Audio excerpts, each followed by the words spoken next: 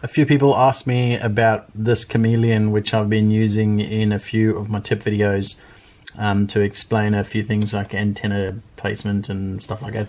Asked me what it was. So this is a quick video just to explain what it is and probably why it's not available on the market. So Chris from Armatan, I sent him an email and said, let's make a 7-inch frame. And he said, nah, but I'll make you one if you want one. So he cut me up 2 of these 7-inch Chameleons. So I've got this one in a backup as a test so that I could fly at long range and see how it goes.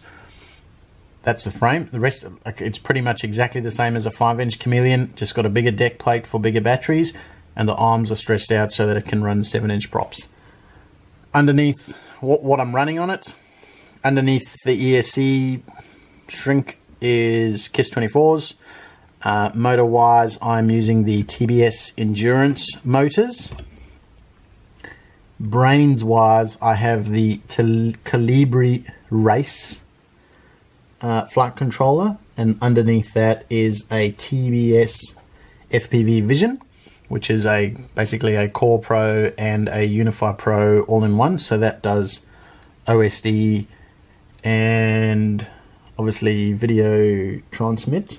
I'm then using a Crossfire receiver for my receive. Currently just wired up with 3 wires for S-Bus, but I'll look at changing that to the Crossfire protocol as soon as I figure out where I can put the RX. Obviously that's the antenna for it, and I'm just using a normal Triumph antenna. So no videos from it yet. It is pouring rain in Australia, all in Brisbane all this week, so unlikely to be any video this week. I will, however, be taking it out very shortly, as soon as the rain clears, and giving it a good wrap around and seeing how it goes. So keep an eye on this space. I don't think it's going to be available commercially.